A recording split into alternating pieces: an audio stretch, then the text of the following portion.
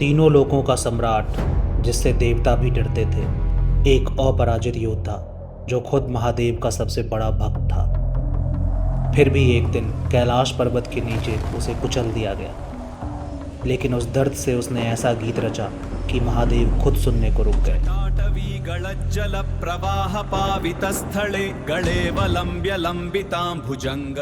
यही है शिव तांडव स्तोत्रम की रचना की कहानी, और ये कहानी शुरू होती है घमंड से।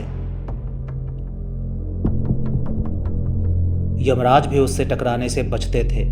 नवग्रह उसके सिंहासन की सीढ़ियों तले कैद थे, और हर रात दरबार खाली होने के बाद वो खुद वीणा उठाता और शिव की स्तुति में डूब जाता। जिस सम्राट के आगे देवता झुकते थे, वो खुद हर रात घुटनों पर आ जाता था, सिर्फ शिव के आगे। उसके पास ज्ञान था, शक्ति थी, भक्ति भी थी, और उसने घनघोर तपस्या से ब्रह्मा से अभय का वर भी पा लिया था। उसने कभी हार नहीं देखी थी, और जो आदमी कभी हारा ना हो वो मानने लगता है हार उसके लिए बनी ही नहीं। ये थी रावण की दुनिया, शक्ति, पराक्रम और सच्ची भक्ति एक साथ। कुबेर को हराकर लंका जीतने के बाद उसी विजय यात्रा में एक दिन पुष्पक विमान कैलाश के पास से गुजरा। उस समय कैलाश पर महादेव माता पार्वती के साथ थे, और किसी को भी ऊपर जाने की अनुमति नहीं थी। रुको, महादेव ध्यान में हैं। रावण को रोकना आज तक किसी ने सोचा भी नहीं था। एक पशु मुख वाला द्वारपाल मुझे रोकने आया है। रावण के लिए ये अपमान था, और रावण अपना अपमान कभी भूलता नहीं था। रावण नंदी का उपहास करके आगे बढ़ गया। रावण को कोई भय नहीं था। उसका अहंकार इतना विशाल हो चुका था कि उसने सोचा, यदि यह पर्वत मेरा मार्ग रोक रहा है तो मैं इस पर्वत को ही उखाड़ फेंकूंगा।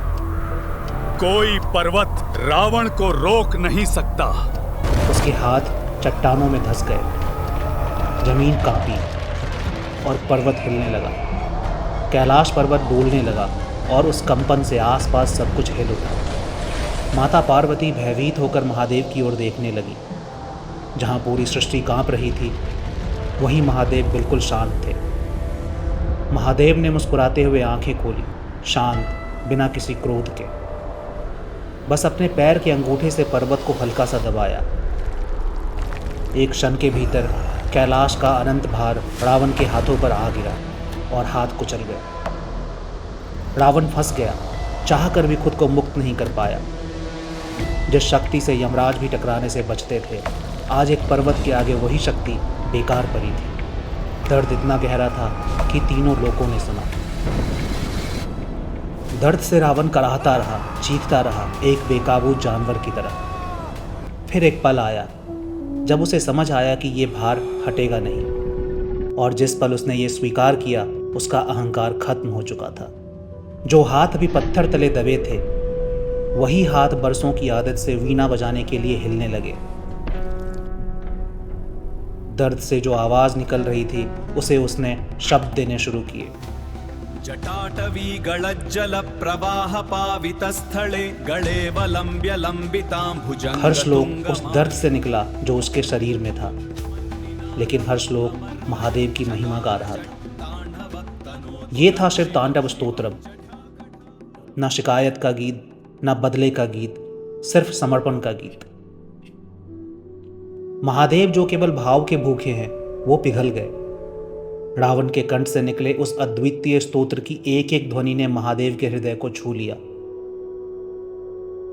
जिस पर्वत को रावण ने चुनौती दी थी, अब उसी पर्वत का बोझ धीरे धीरे हल्का होने लगा। उस दिन से पहले उसका नाम दशग्रीव था, 10 मुख वाला। महादेव ने आज उसे एक नया नाम दिया, रावण।